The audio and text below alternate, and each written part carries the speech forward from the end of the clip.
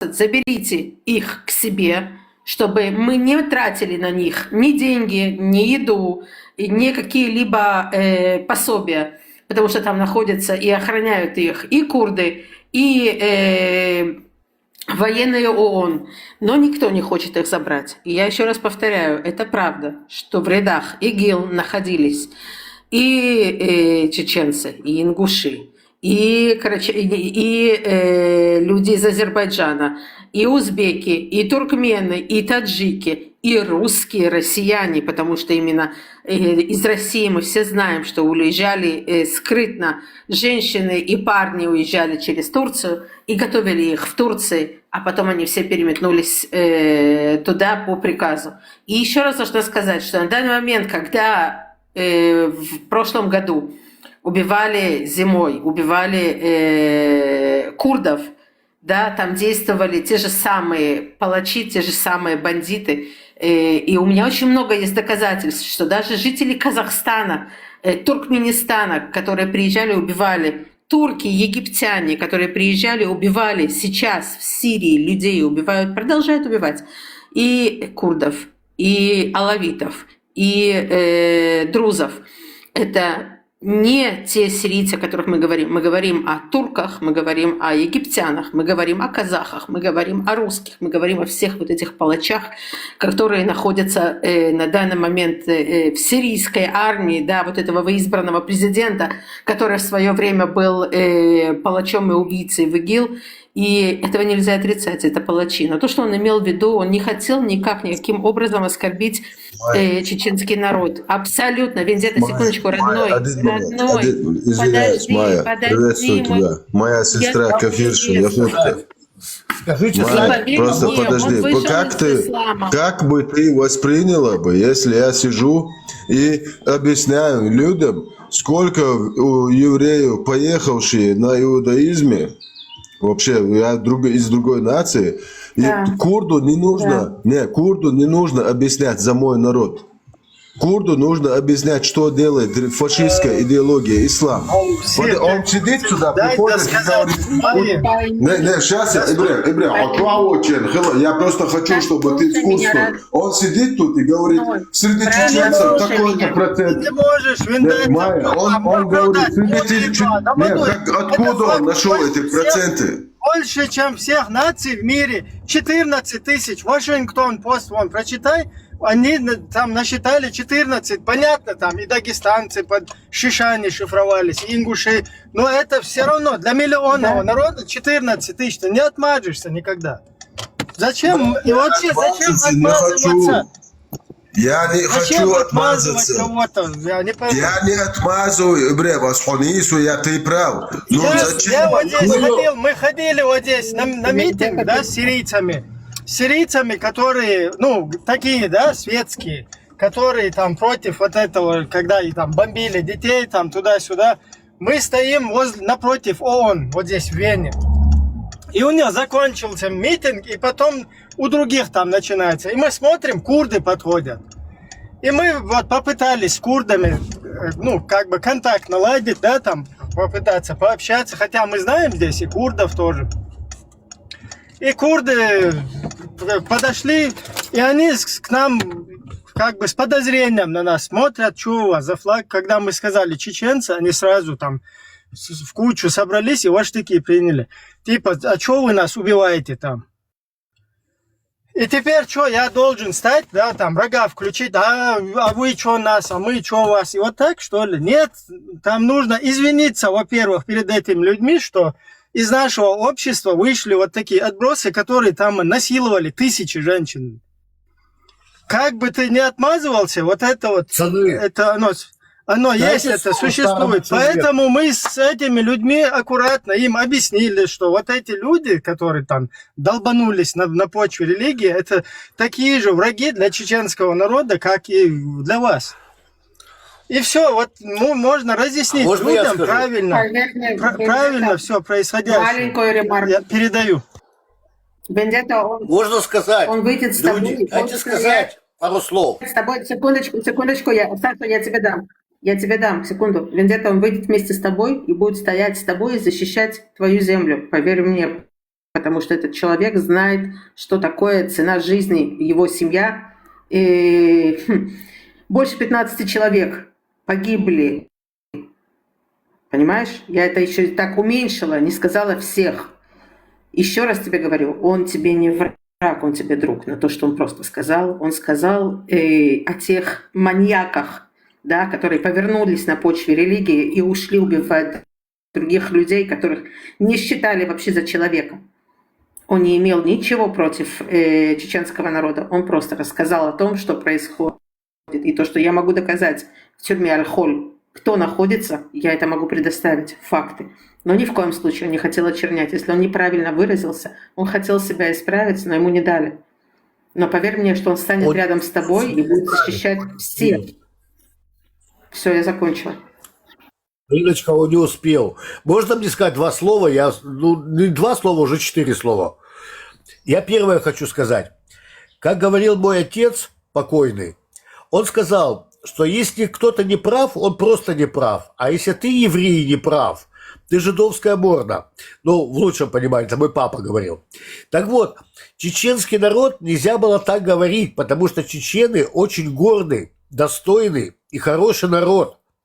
Люди могут неправильно понять. И когда я вдруг, как старый пердун, да, вдруг чечен олицетворил с тем, который я помню. Мой друг детства Руслан Джабраилов. Или там Мержоев, который папа был в КГБ Грозного. Но я к чему это рассказываю? Для меня герой, например, Джафар Дудаев. Но дело сейчас не в Дудаеве, а во всем народе в чем. Я был уверен, когда у нас на 7 октября это началось, что чечены нас поддержат, чеченцы, нас поддержат. Но я понял, что ваххабизм у них засел, а этот ваххабизм – это чисто кремлевская пропаганда, чтобы потом давить именно этот народ, который они и сделали ваххабистами. Поэтому чеченцы – это гордый, достойный, хороший народ. Посмотрите у нас в Абу-Гоши. Кто это? Черкесы, чечены. Это те же самые чечены, где Дудаев, не Дудаев, а Кадыров строил мечеть. Я к чему это рассказываю? Нельзя весь народ, не дай бог, это говорить. Нельзя. А он хороший парень, я его люблю и уважаю. Но он просто огорчил людей тем, что он начал говорить за весь народ. В этом смысле. А то, что ваххабизм, он засел во всех этих вот республиках, ну, мусульманских, это понятно. Поэтому я скажу, как чеченцев я с детства с ними рос, я с ними служил, я с ними воевал, как был достойный офицер Джафар Дудаев, вот точно так же, я скажу, я буду все равно уважать тех чеченцев, с которыми я рос. А вот то, что сейчас пошло, а ну его нафиг. Но это не говорит о том, что это весь чеченский народ. Это достойный, хороший, знающий себе цену народ. Все, заткнулся.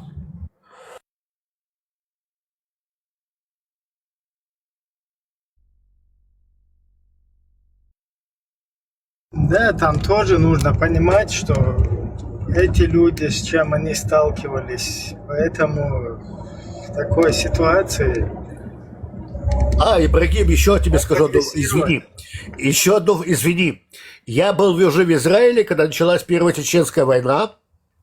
Я был уже в Израиле, и вдруг меня находит мой сослуживец. Я говорю, братишка, скажи мне, а где ты был? В каких частях, с какой стороны? Он говорит, оставь Паси. Ну, Паси – это моя фамилия. Говорит, оставь. Он говорит, главное, что все живы. Все. Но в Магадане еще живет. Поэтому я тебе скажу, оставь все то, что сделала советская власть и то, что сделала Россия, чтобы они срались. Главное быть самими собой. Вот что я хотел сказать. Все, опять затыкаюсь. Я извиняюсь за то, что я так агрессивно высказался, но просто когда человек из другой национальности сидит и объяснять, сколько процентов у нас радикалов, сколько процентов у нас нормально, сколько... Брат, он не из России. Он брат и от другой страны, он этого не знает. Ты не можешь с него Алексей, спрашивать, как с я понимающим. понимаю, я же не говорю, что из курдов так и Ты с сколько-то меня можешь процент спросить, как с радикалов. понимающего. Но ты не можешь с него, сирийца, спросить, как с понимающего. Ты не можешь. С меня можешь спросить, с него нет. Александр, я же не говорю, что среди сирийцев столько-то процентов. Я не знаю, сколько у нас, сколько. И этот человек, который это тут рассказывал, тоже не знает, сколько среди нас нормальных, сколько процент радикалов. Я ему говорю, источник. Откуда он берет эти цифры? Ты можешь ему объяснить сам, просто не Он не делай против это тебя. Он хороший парень. Дать ему договорить, да, что он имеет в виду, а потом объяснить, что на самом Я деле. извиняюсь перед всеми Всё, у вас тогда зрителями. завязывается разговор, диалог. Один Не говорит, проблема. Я другой перед слушает, ним потом- извиняюсь за мою агрессивность. Я перед всеми тут сидящими людьми, женщинами извиняюсь за свой агрессивный такой подход. Но просто тут, знаете, дело в чем? Вместо того, чтобы сказать, что вот эти люди, именно посредством этой идеологии, русские их просто задавив, притащив эту идеологию к нам, из чеченцев таких людей столько-то процент вывел и отправил на вот этот путь. Они, Брат, оставь чеченцы этих никогда пидорастов русских. Оставь этих русских нахуй, пидорастов конченых. Мы сейчас говорим между людьми. Этот парнишка хороший, порядочный, нормальный, просто у него не наш менталитет. Пойми правильно. Все, Александр, если человек, который вы уважаете, я его тоже буду, потому что мы налаживаем мосты, которые сожжены посредством ислама между чеченским и еврейским народом. Я не позволю ни одной А у Дудаева идеологии, этого не чтобы было. между нами была вражда, потому что я полностью поискал, полностью покопался в истории, и я не нашел ни один момент в истории, чтобы чеченские и еврейские предки враждовали. Ни один. А ты послушай Дудаева, и ты увидишь, как он об этом говорит, что вначале были виноваты евреи, как перестали евреи виноваты, стали кавказцы виноваты, а после кавказцев стали чечены виноваты. Это пропаганда Советского Союза, России. Так оставь их нафиг, этих животных. Мы про них вообще не говорим.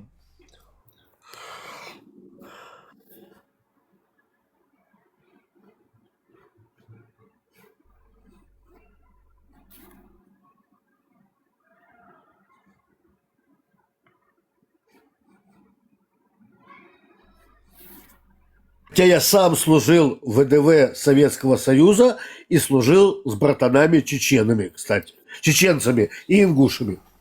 Имена я назвал. Это он сам знает историю тех, которые ушли, и тех, которые воевали на стороне ИГИЛ. Он знает о том, что есть разница между народом и вот теми ублюдками, которые пошли и делали то, что они делали. И поверь мне, он очень подкован в истории и в геополитике. И я думаю, что как-нибудь мы соберемся все вместе, и он расскажет больше о том, через что прошел их народ и продолжает проходить. И все те убийства, которые происходят и продолжают происходить в Сирии, и как вырезают людей, как баранов. Я не хочу просто тут объяснять подробности, но реально, как баранов. Знаешь, что я еще застал те времена, когда мы сопровождали ребят и от Кадырова в свое время.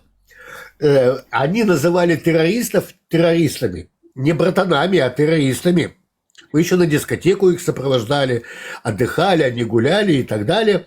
Но сам, куда устроил мечеть в Абу-Гоше, на чеченском этом месте. Вот. А потом вдруг все поменялось, когда поменялась политика России вонючей, что понесрались, бля. Она не менялась, она никогда не менялась по отношению к Да, Кавказу. еще было нормально. Они Она называли, никогда не повторяю, менялась. ну не имеет значения сам факт, что там Вот. невозможно вырывать. Не, ребята, в Абу-Гоше невозможно. Там все наши, все наши. Не И говори чеченцы, мне, и черкесы, пока и не все. перепрыгнул, да. И Абу-Гош это уже не наши, это уже не чеченцы, это именно те чеченцы, которые Смотря, уже давным-давно за 500 смотря лет. какой имам там. О, молодец, молодец. За 500 лет, которые Смотря какой полностью... имам. Смотря какой там имам. Пришлют его. Согласна. Абсолютно Насчет, согласна. насчет этого я не знаю, но самое в этом интересное, что эту мечеть потом долбанули палестинцы, да, за которых вот эти сейчас топят, там, кадырки были. Мгм. Именно так. Именно так. Ну, Поэтому можешь не говори Бог, пока не перепрыгнешь. Что хумус самый вкусный и тхина в Абу-Гоше. Тхина, хумус вкусные везде. Самый вкусный в Абу-Гоше, может быть, даже на севере у друзов, да. Но никогда не верь, не У доверяй. друзов это вообще Пока- пипец. У друзов это да, Вот, это не слов. поэтому никогда не доверяй и не верь всему тому, что да, тебе говорят, а за спиной тебе скажут что-то другое. Ты никогда не узнаешь правду, если, конечно, там у тебя не будет сидеть кто-то из шабака и слушать то, что они говорят. Шабак — это наша внутренняя разведка. Так нет, у меня командир был с этого вот из черкесов. Я тебе еще раз говорю, мы с тобой говорим о разных вещах, понимаешь? Просто о разных вещах. Ну, может быть, я буду молчать. И я не хочу ничего, да, я не хочу никак как-то что-то плохое сказать. Я говорю о том, что мы говорим о разных вещах. Это человек, который ушел, Я его позвать чеченцев можно сюда? уважаю с детства. Что? Что не Извиняюсь. Этот Адель, как его звали? Вот его можно Адель. возвратить? Не знаю, Он не если бы у меня была такая же возможность на кого-то обидеться, уйти, я бы тоже ушел. Но у меня таких возможностей нет. Мой народ по горло в дерьме. Я не знаю. могу из-за личных амбиций на кого-то обидеться и уйти. Я не для этого пришел. Я иду до конца, до самого конца края.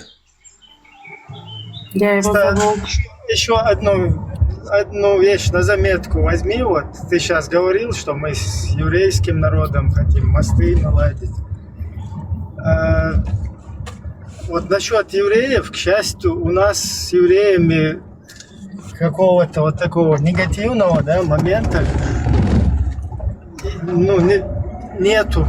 Это к счастью, да, что у нас там, где чеченцы там как-то массово там против евреев или наоборот какие-то там убийства и так далее осуждают.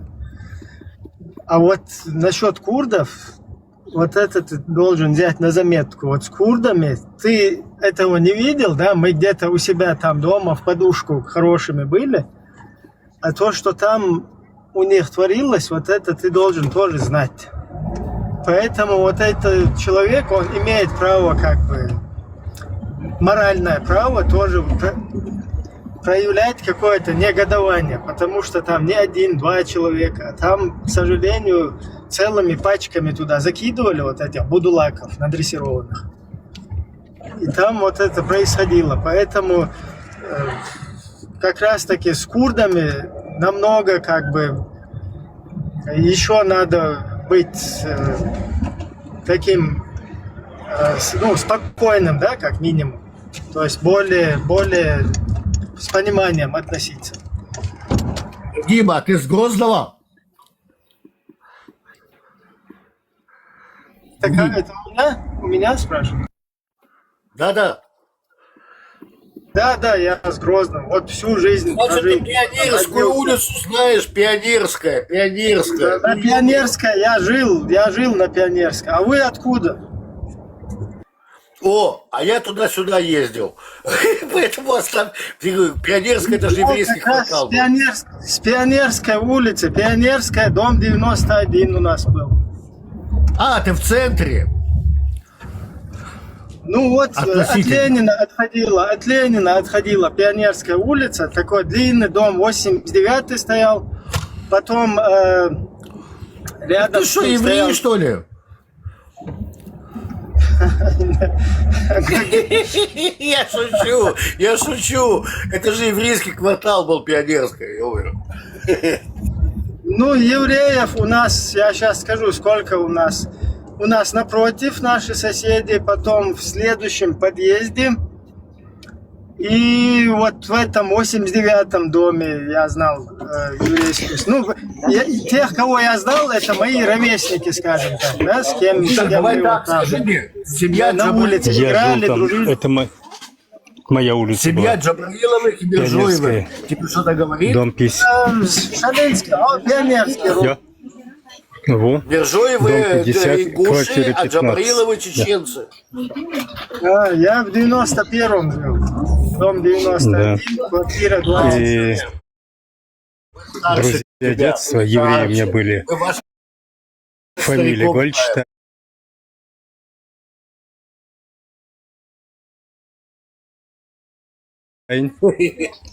Фамилия Гунд. Это европейские евреи. А я говорю... Ну, я тогда не знал, что означает ашкеназы. Когда говорили, вы горские, а я говорю горный, потому что я с Балканских гор, а вы с Кавказских гор. Поэтому вас называли горские, а меня называли горным. Ну, не в смысле козел, а вообще, так понятие.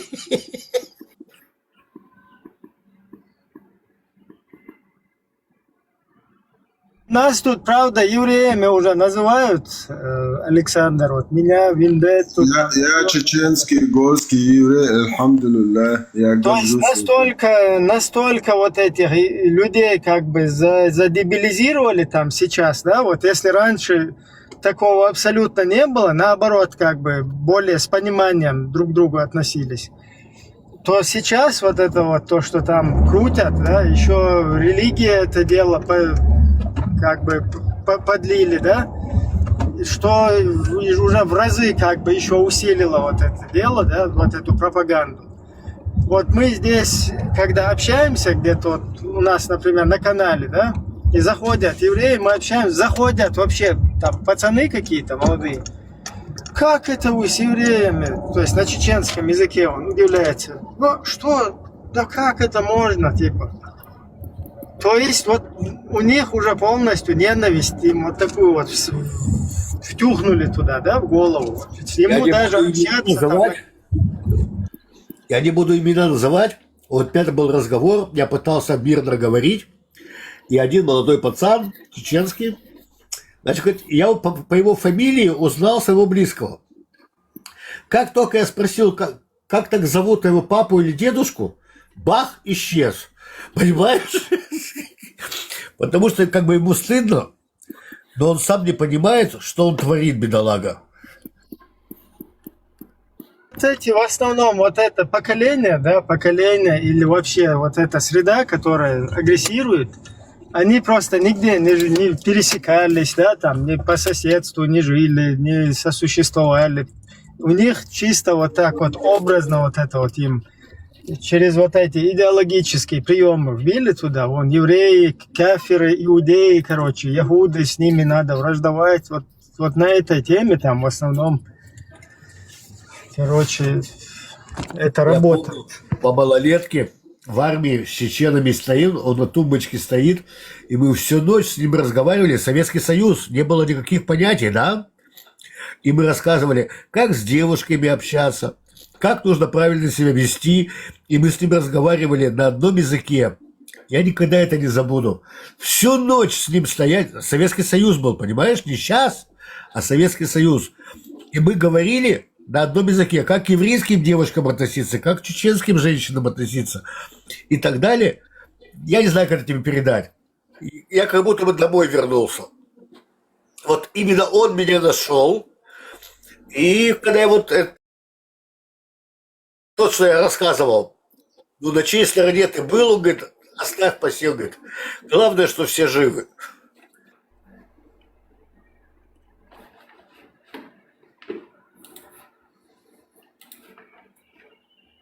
фашистская По большому идеология, счету, один менталитет. фашистская идеология ислам не дает права чеченцу даже садиться рядом с евреем, рядом с неверным, рядом. Прямо Аллах говорит, вообще не иметь с вами дружелюбные отношения, не просить у вас помощи.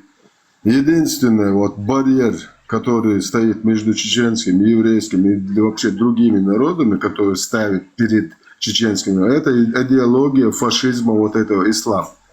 Аморальная, дохлая тушка ислама, которую вот российские спецслужбы притащили на Северный Кавказ и в Чечню после того, как обсуждали на Афганистане. Брат, ну скажи мне, это же не было раньше, до 90-го года, этого же не было.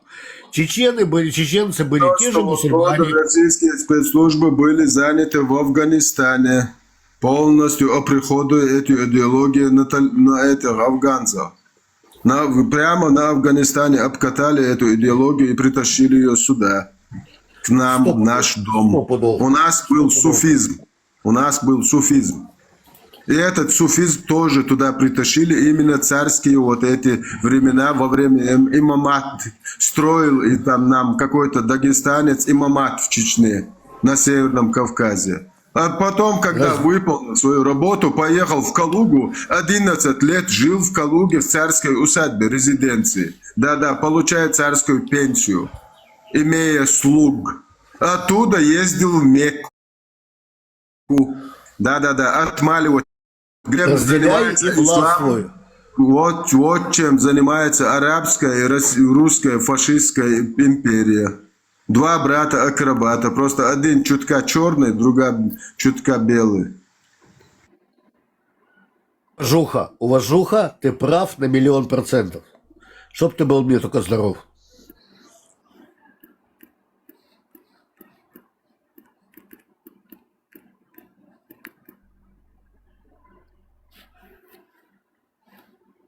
Мы даже с ними в Одессе жили как братья с чеченцами. Как братья. А вот потом пошла эта манса. Действительно, вот то, что ты говоришь.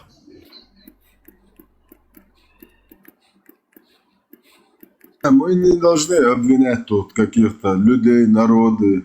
Мы должны обвинять идеологии, которые вот из этих людей делают вот таких, не знаю, вообще беспринципных, бесхребетных. Но я вообще, тебе скажу, Вендетта, вот тут правильно написали внизу, что турки, они как бы знают, да, что у них с курдами там свои проблемы, свои дележки, и они просто хотели не своими руками, поэтому они через свою страну там вербовали якобы ислам, да, и отправляли другие народы воевать в Сирию, понимаешь?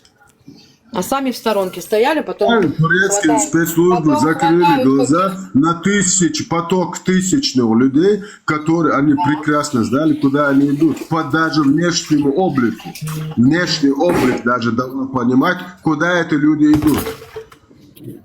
Так понимаешь, а потом, когда им удобно и выгодно, они делают, якобы они задержали какие-то террористические ячейки, и якобы они с ними борются. Как же вы с ними боретесь, если эти все ячейки, они как раз у вас находятся, и как раз через вас все вербуют? То же самое происходит и в Турции, и в России, то, что делается. В Турции они собирали и платили деньги тем же самым таджикам, узбекам, платили за то, чтобы те собирали вот этих радикалов около мечетей, собирали, отправляли их туда, куда нужно Турции. То же самое делали и в России, когда воспитывают и дают, позволяют молодежи окунаться в этот радикализм. Да? Они же не прикрывают вот эти мусульманские университеты, в которых учат ненавидеть всех и все, а потом используют их как пушечное мясо и говорят, вот эти кавказцы, которые такие радикальные, сейчас мы их постучим им по голове и накажем. Потому что при каждом удобном случае будут наказывать кого? Кавказцев. Потому что почему за 30 лет это все уже настолько вписали, уже поколение, больше поколения, людям вдалбливают в голову, что можно обвинять весь народ. Просто весь народ, когда людей просто делают так, Так чтобы это воспитатели... специально сделали. Так это-то Это мы специально знаем, сделали. а другие-то этого не понимают. И из них сделали ваххабистов, а потом будут говорить, что опять уничтожают Вот. террористов. Вот. Так это же известный Вот. факт Так ГБшный. Это чисто же ГБшный. самое и Турция делает у себя спящие ячейки, которые они держат. А тогда, когда им надо, они показывают и стреляют их. Потом говорят, а вот, мы уничтожили террористов. Так то же самое делает и Россия. Но Россия-то бьет по своим же тоже гражданам. А там они берут Своим, просто они тех не же считают их узбеков и своими. Подожди. Те, которые находятся на территории Турции, ты думаешь, что они турки? Нет. Это спящие ячейки, те же самые узбеки, таджики, которые перешли и приняли вот этот радикализм к себе и перешли находятся на территории Турции. Ведь все те лагеря военные, которых они обучали, потом перебрасывали в Сирию, находятся на территории, на территории Турции. Именно там обучали и переправляли с 2010 по 2015 год, переправляли в Турцию из тех же самых Казахстана, Узбекистана, Таджикистана и Кавказа. Понимаешь? Вот этот радикализм, который они вдалбливали им, потом они это использовали как пушечное мясо. Что турки шли воевать сейчас в Сирии? Нет, турки не шли воевать сейчас в Сирии, они воевали чужими руками. Сколько у меня в ленте вот этих казахов, которые на танках заезжали в Сирию. Казахи, что казахи делают в Сирии? Объясни мне. Что таджики делают в Сирии? За ислам. Что египтяне делают в Сирии? Турки не морали свои руки. Они делают это все другими руками. Россия морает свои руки, когда они руками чеченцев, дагестанцев и так далее делают все свои сурсы. Это то же самое. Так, опять же таки, ты не можешь сказать, что это весь народ делает. Нельзя говорить, что это весь народ. Конечно, нельзя. Боже упаси. Вот и Боже всё. упаси. Никогда не Вот. скажу. Поэтому Боже иначе мы будем повторять то же самое, что делают эти страны, когда называют весь народ террористами. Такие же, как и Путин. Мы будем ту же самую риторику повторять. Подожди, Поэтому- извини меня. Джохара Дудаева, который офицер советской армии, они его тоже пытались сделать террористом, когда они убивали детей, женщин, и тоже их называли... О чем мы говорим? Это ж понятно, это российская манса, а я имею право это сказать, потому что я служил в той стране, и я верил той стране, раскаиваюсь. Стоп, я служил с теми же чеченцами, но когда я уже был в Израиле и все это слышал, для меня это был маразм, это был полный маразм. Я тебе отвечу. Они, опять же таки, отравляют мозг людям, когда говорят, что вот берут людей, которые слабы на религиозную тему, да, и которые более радикально и более находятся сильно в религии, для которых привести ислам и сделать из людей более правильных мусульман, не считая то, что курды, они сунниты, алавиты, они тоже мусульмане, да, другие тоже мусульмане, друзы тоже мусульмане, но их кровь дозволена, их мечети можно разбивать, да, и это факт. Это факт, что бомбили и мечети, и убивали и людей, и детей, и женщин, и вообще не смотрели на то, что они мусульмане. Да, но кровь ихняя дешевле, чем, не знаю, чем песок. Не в этом смысле пропаганда сильная. Сильная Да, пропаганда. да, Там пропаганда. работали профессионалы. Это не работали простые мальчики. Поверьте мне, это работали профессионалы. Политтехнология работает очень хорошо. Так же, как и против Кавказа, работает очень хорошо. Она налажена уже на протяжении 30 лет. И тогда, когда ты говоришь, например, дагестанец, окей, он бандит, понимаешь, вот у тебя уже просто залажено это в голове. Если людей не менять их восприятие народа, то это будет просто продолжаться. Если об этом не говорить, это будет продолжаться. Так оно и есть, это и есть пропаганда. Ну, это на уровне государства. Это и есть пропаганда. А что, ладно, оставьте первую чеченскую войну, не оставьте, а именно первая чеченская война. Нам что не говорят?